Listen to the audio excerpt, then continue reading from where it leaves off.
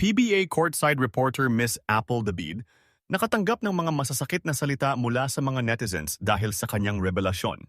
Kung noon nga ay maraming natutuwa at kinikilig kay Apple David, lalo na nang mapansin ng mga PBA fans ang tila pagkakamabutihan nila ni San Miguel superstar Junmar Fajardo. Pero ngayon nga ay umaanin ang pambabatikos si Apple David online dahil sa kanyang pakikipagrelasyon umano kay Letran Knights guard na si Chad Bakay Gamad.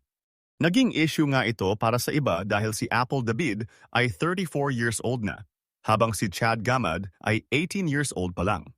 Kaya naman sinasabihan ngayon si Apple David na cougar o PDF file na ayon din sa mga netizens ay proud na proud pang ipangalandakan ni Apple David. Tinawag din na groomer ng iba si Apple David dahil sa isang larawan kung saan makikitang may picture siya kasama si Chad Gamad noong menor de edad pa ito.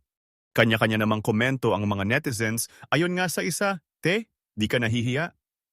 Pandemic days, elementary pa lang yan. Graduate ka ng high school, kakapanganak lang sa kanya. 34 ka na, maganda ka naman at successful, wala bang nanliligaw sa'yo na ka-age range mo? Ha ha ha ha, tita ka na niyan, nagro-Roblox pa yata yan. Naunahan na idol abay natin. Gusto pala niya siya yung mag-aalaga. Paldo, fresh na fresh. Groomer. Cougar. Bibe boy pala gusto ni Apple, ha ha ha ha. A-Tabs Slayer. Nagbigay naman ng payo ang isang netizen kay Miss Apple David. Miss Apple, I think it's better if you step away from social media for now. They ain't gonna stop anytime soon with the harassment. It's just how the majority of Filipinos view relationships like this, you will really get ridiculed.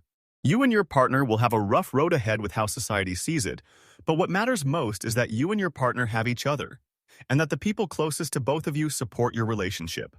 Personally, I'm not that in favor of people having relationships with way younger partners, but hey, I'm just one opinion out of 8 billion in the world.